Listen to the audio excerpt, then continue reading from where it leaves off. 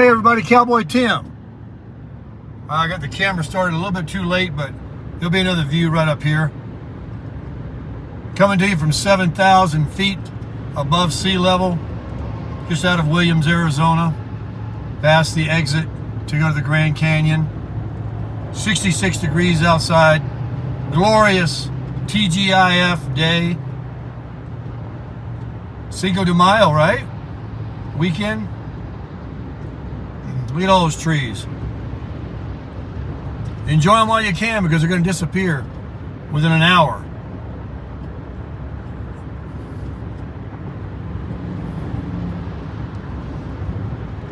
Devil Dog Road. I double dog dare you. Look at this. Flagstaff is amazing. Watch for ice. Yeah, they get snow and ice up here. It's just a whole bunch of different places that Arizona has. From down south to here. Really amazing. Let's just enjoy the ride for a few minutes. I just ate those rolled tacos that I got at Alberto's. And guess what? I did not enjoy them. Why? Because I didn't eat them right away. They turned like anything else does after it sits for a while. I don't care what it is. A little camper there from Texas. Looks like he's got a weight distribution issue there. Oh yeah, he's fishtailing. I gotta pull him over and talk to him. Straighten him out. I know all about the weight distribution hitch. I should make a video putting mine on. A lot of people don't know what you're supposed to do. They think you just stick it on there. You have to lift the vehicle up on the with your trailer on your car, your truck. Then you lift your truck up like you're trying to lift it off the ground, like you're trying to pull the hitch off the ball. You stretch those shocks way up high. Then you can get those weight distribution bars on. They should go on easy. And about 5 links down, 5 chain links. And then when you lower the truck, it'll be tight as heck, and the truck won't sag. I'll have to make a video. It's hard to explain. But yeah, a lot of people buy these weight distribution hitches and they absolutely do not install them correctly. Even if they do it correctly, they don't do it all the way correctly. They don't lift their truck up high enough. And there's these spacer washers that you've got to put in.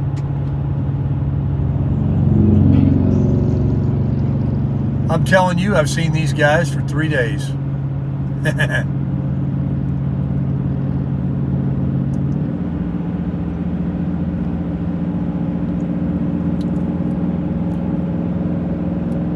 Alright, we're going to go downhill, huh? From 7,000 feet. Well, I got the tow haul on. I'll drop her down into 5th gear. Brake area.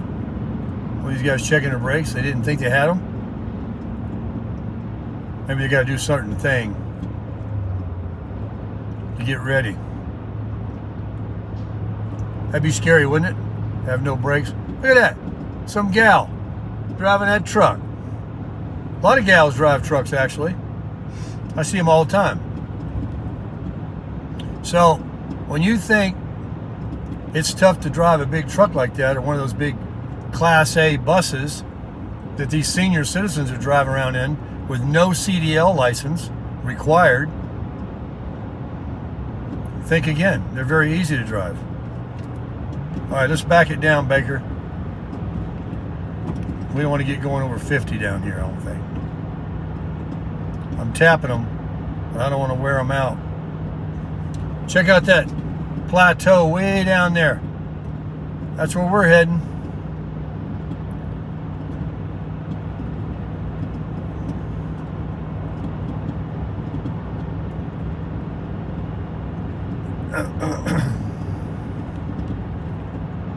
Please, Lord, let my brakes work. I feel them already a little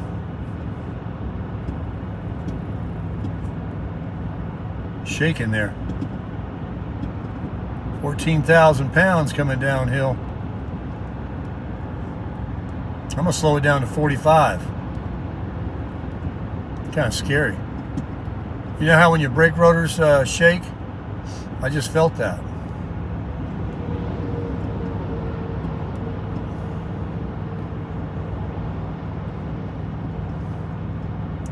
This tow haul, I think, is supposed to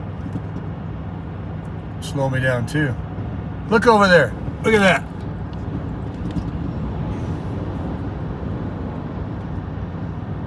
That's desert down there.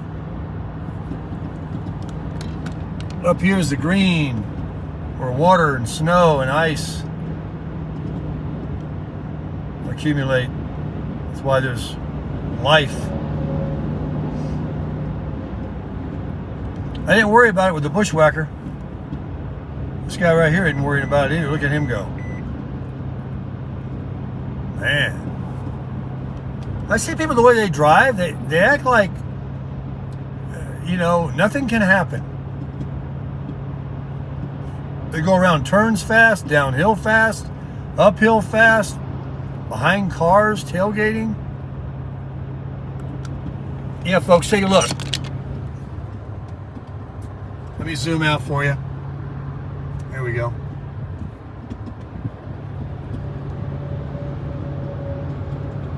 Hey, I got nothing but time. I'll just ease down this mountain. Look over there. Looks like a nice place just to walk or ride a horse. We're on exit 151, I-40, westbound in Arizona. 151 miles to the Nevada state line. It feels good to be back here.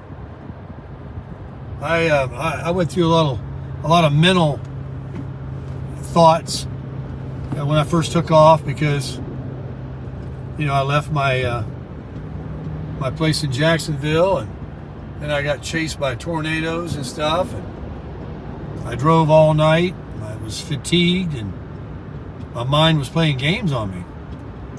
I couldn't enjoy it. I'm feeling really good now. Happy to be here. Beautiful day. 71 degrees. Warming up a little bit. I'm just taking her easy.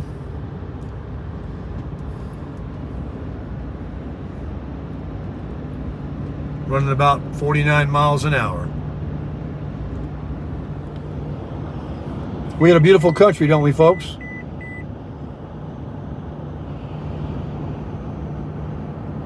I said it before last month. To me, what I'm amazed about is there's no man-made structures for as far as the eye can see. There's no plumbing, there's no electrical, there's nothing but God's green earth in its natural state. Now we have a country, as George Carlin put it, full of strip malls.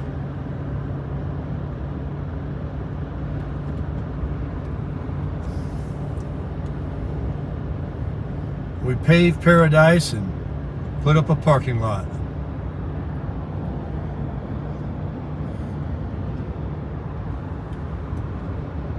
Los Angeles, 400 miles. Are you talking about a concrete jungle? 400 miles from here is the other side of the USA. We're almost to the other side. I think I'll forego it. Never see that state again. I grew up in San Diego when California was California. I spent a lot of years there, as much as I did in Lake Worth, Florida. Isn't that pretty?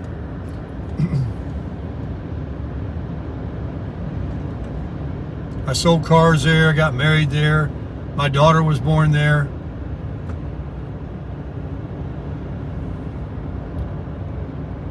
I surfed there. Went to Mexico all the time. Ate great Mexican food there all the time.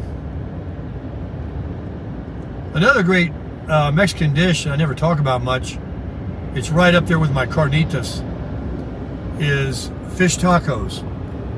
Now, when I make baker tacos, I make them with hamburger meat and the seasoning packs. But if you go to Rubio's and other places, Rubio's is like the fast food fish taco, but they make them so good. I mean, some people would argue that McDonald's has got a darn good hamburger. You know, their regular plain hamburger. It's not a real hamburger. You know, it's thin and, well, you know what I'm saying. Hey, they sold billions of them. Everybody can't be wrong. I wouldn't say Rubio's is that, you know, lame, but they have a fish taco. It's awesome. It's really awesome. But I used to get real authentic halibut fish tacos in Mexico when I used to go surfing. I crossed the border and I'd go down to Rosarito, and you'd get the halibut fish tacos. The place was called Just for the Halibut.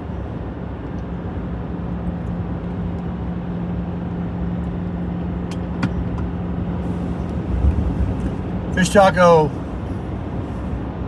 is as good as the fish you put in it. It's also made differently. There's no lettuce and tomato and cheese and sour cream like a regular taco. This is cabbage, fried fish. It could be grilled, usually fried.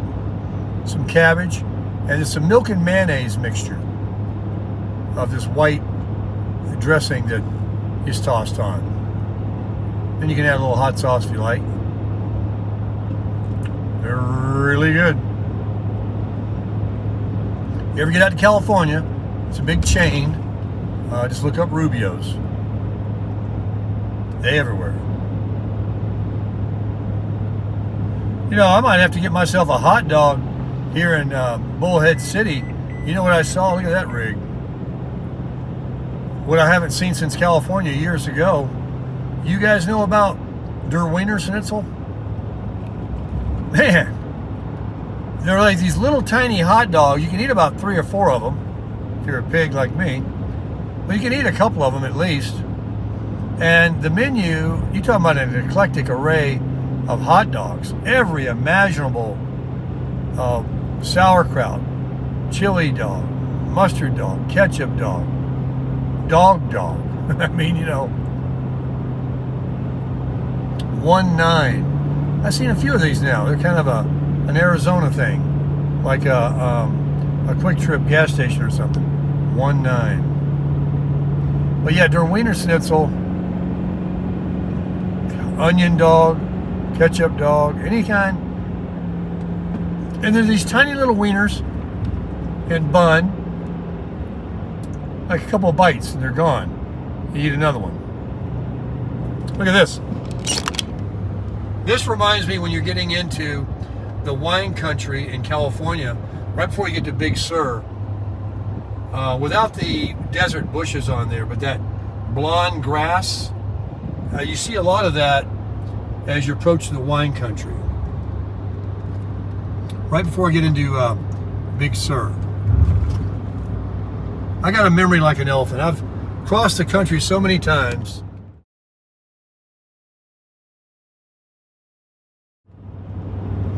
I knew I'd hit the record button when I tried to put it back in the IATI there.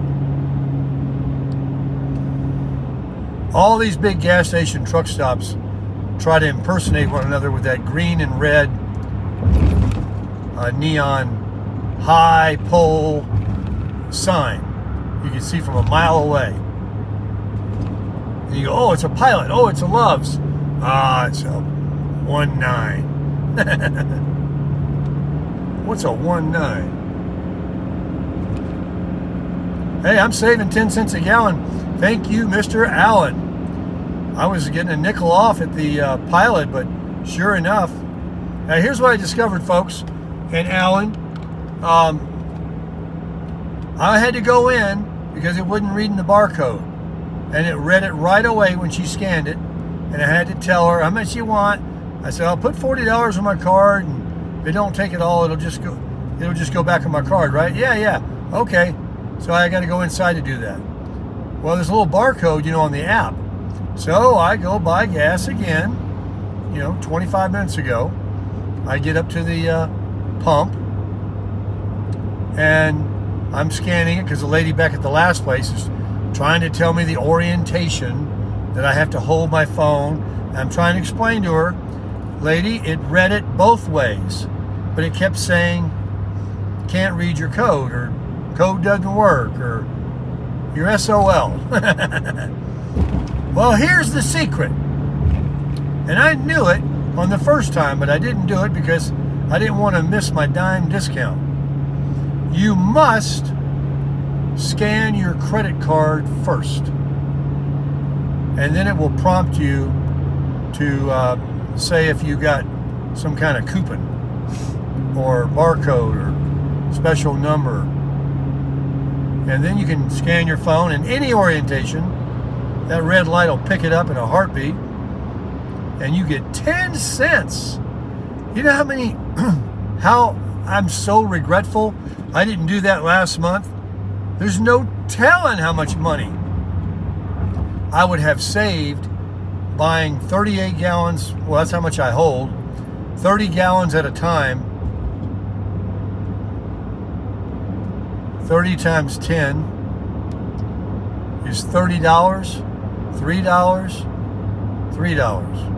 $30. You know how I am in my math. But every tank, I would have saved 10 cents a gallon. And I'd have bought all those gallons going back and forth across the country in this hog. Man. But thanks, Alan, for telling me about it. And I read your comment, your email. You're going to have to switch over to Loves because you see more of them and everything. But you like that Pilot because it's right next to your house. Well, you can go back to that when you get home. But right now, 10 cents is better than 5 cents. I guess I read on the app too, you can scan it when you go into the store, when you get a refill on coffee or when you buy goods, and it might add up or you might get a savings right then. I've been asked before, do I have a Loves card? I thought they meant am I a trucker? I didn't know about it, but thank you, Alan. Thank you all of you that have helped me in so many ways with weather and tips and RV parks and maps and stuff, and big time John. That John, God, that guy, he's the smartest person in the world on the web. He first of all, he listens to everything I say. And he picks up, all right, he's going this way. All right, he needs to save on this. And I mean, he never gets tired of it. And I try to acknowledge him in the emails a lot. And, in the videos here. I hope he knows how much I appreciate him. I think he does. I appreciate you, John. Big time, brother. And everybody out there. I mean, it's so much easier. Sure enjoyed running into a few subscribers on this trip. Wonder how Laura did with her, if she won the trip to Hawaii for the most favorite teacher in America. I mean, that's quite an accomplishment to win. You got a lot of company to go against there. It wasn't just in her school or her town or anything. It was the country. Well, thanks to all of you, though, that took the time to try to help her and vote. I appreciate it, and she appreciates you.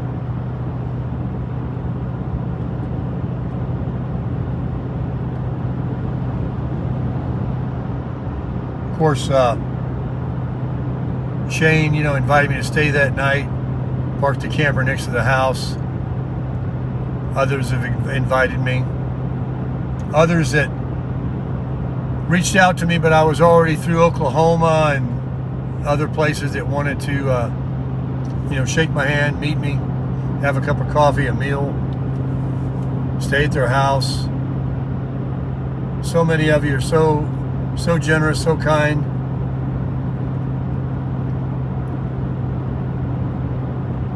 A man should be so lucky. What do you guys think? You like this drive? You like this beautiful scenery? Let me show you around a little bit more. Here we go. We'll do a little pan action. I had somebody in comments tell me they like how I pan around sometimes. I listen to your comments. I read them.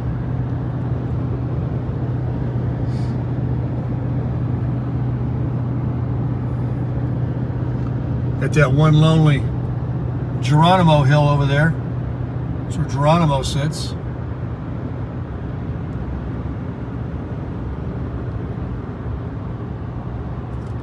"75 degrees outside, folks, from 67 up there in Flagstaff. Beautiful highways Arizona has. This part anyway. I do want to go down to, I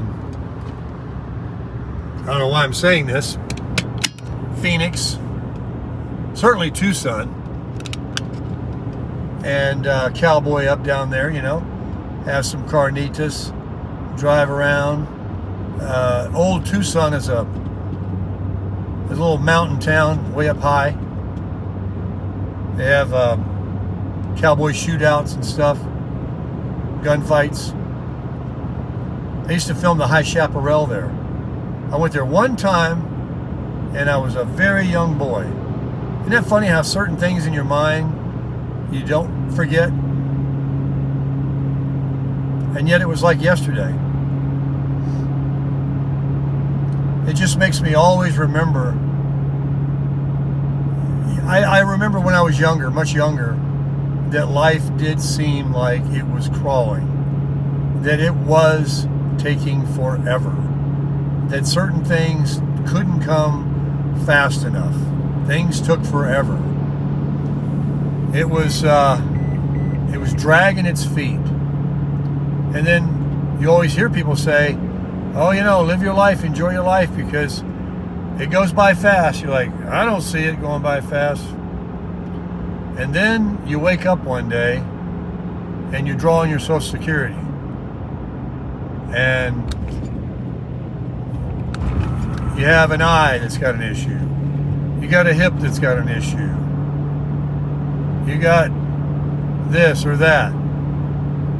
You're 20 pounds heavier.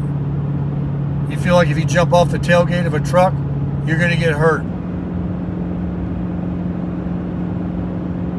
And you go, oh man. Now the next phase is you don't even get up on the tailgate. You can't get on the tailgate. You're afraid to get up on the tailgate. You can't pull a trailer anymore. You can't see out of that eye. You got a real funny gait now because that hip, you don't look the same. You lost the 20 pounds, but you got muscle and skin hanging off of you because you're getting really old.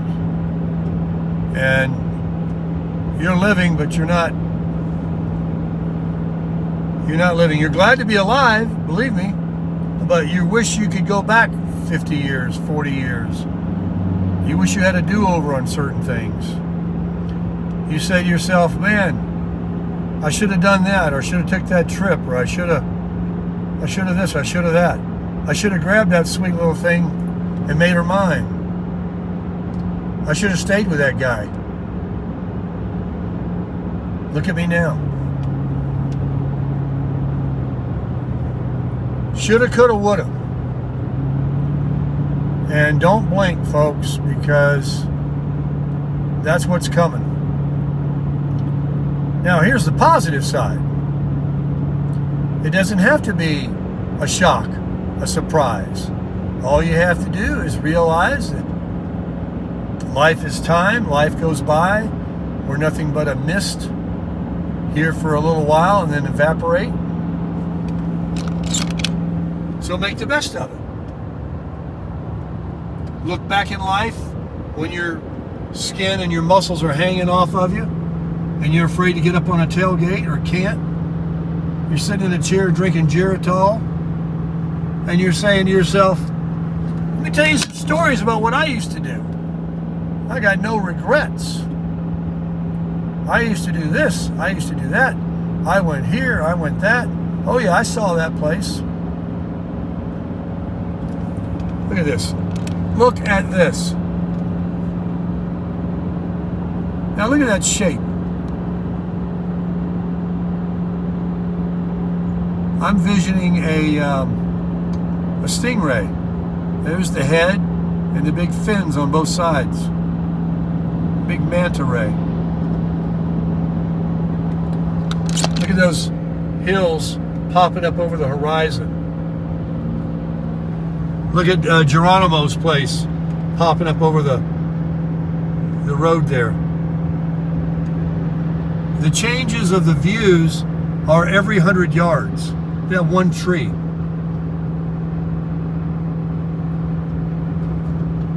I saw it. I paid attention to it. That's Stingray Mountain. Got a Trump sign on it. If you're from the ocean area, you might be able to visualize that. Getting a little close to it now, so looks different. But doesn't that look like you want to walk up it? Look, it has a road that serpentines up over on the right. Do you see it? Look at that.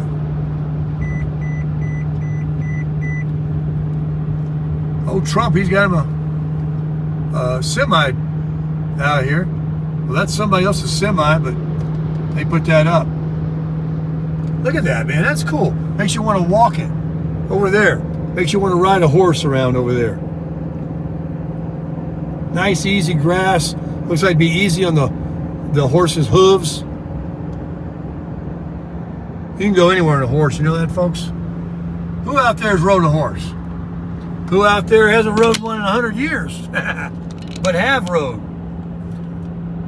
Did you have your own? Did you have friends that have them? Did you rent one? Did you go to a horse renting place? Did you go down to Mexico on one of them vacations where they have horse rentals and they take you out on the beach, you know? Walk down the beach with a horse. I'm infatuated with Geronimo's place. One lonely mountain here. He's like, this mountain's like, I get all the attention. No other mountains around to look at but me. For eons, I'll be here. For all the future generations to come, to get a gander at me. Look how they had to cut this road out through this rock. What man made so we could traverse through this beautiful area to get to that casino. Did you guys see that video when I went down the main drag in Vegas? Oh my goodness, wow. You can't believe a damn thing I say. I said I'd never go back there again. That would be my last time I'll ever see it in my life. I'm thinking about it already. I just want to walk around inside like Caesars and MGM and up and down that road because it's just amazing. It's more amazing than Disney World. It's like a Disney World. I just want to see it.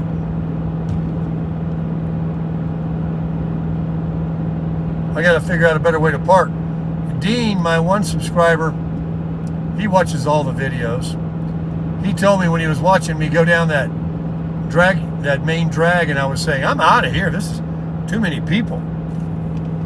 He said, when you made that right-hand turn into that Civic Center, Convention Center, whatever, it was like going from bad to worse. He said, no, don't turn there.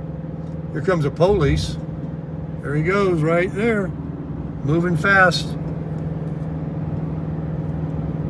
All right, Geronimo Mountain. We'll catch you on the next time we go by. Look at this, 11.6 miles per gallon. And the engine's screaming. Not screaming, but revving. 132 miles to Nevada. You guys ever been in Reno? I went to Reno on my Harley from Vegas. That's about the longest drive of nothing, nowhere you ever seen in your life. Prison after prison. They don't even need walls or fences up there because there is nowhere for you to go. You'll starve to death or a coyote will get you before you could ever get to civilization. These are some prisons out in the middle of nowhere. The Great Basin, you know, is what they call it. Hey, look at this.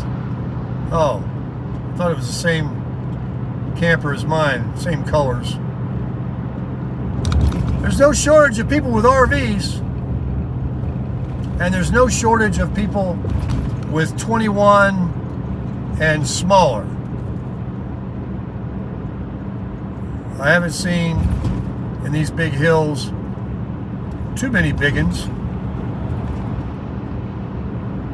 But I was proud of mine when I stopped at the Pilot back yonder and got a coffee.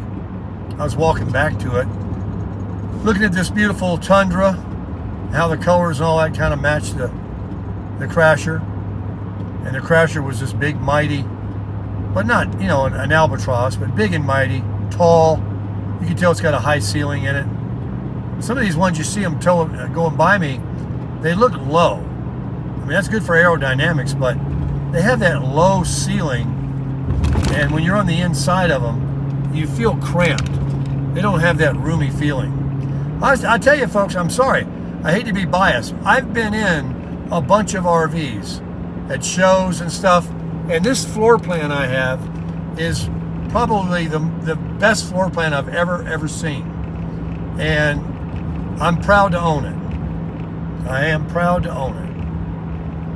If it just doesn't break in half from this trip, I'll be proud to keep it. I'll be so proud to get up here and lay up for 30 days, or as long as I can stand it, in Laughlin, and that will be home, and I can just, look at this. I can just not tow. I can get all that weight off my back, and I can come home to something. And look where I'm going to be living.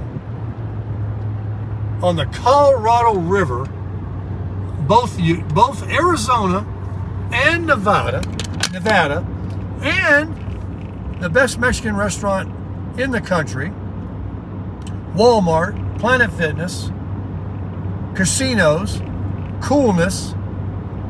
I mean, you know, cool spot like casinos, you know? How cool is that? I think it's very cool. You know, if I want to go to Vegas, leave the camper there and drive over. Dean will show me what to do. Dean's going to probably come over this month with his boat. We'll get a video. He said he would. If he can, he will. Tim's going to come by, tell us about gold and silver prices. I'll make coffee and bacon and eggs for everybody. I'll grill some steaks for us.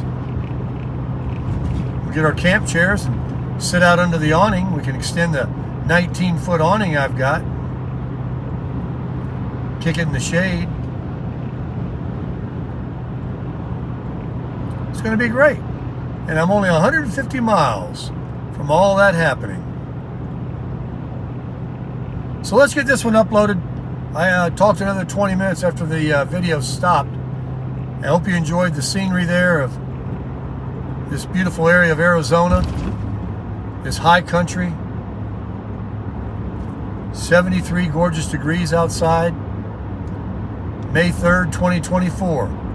I am definitely crushing it.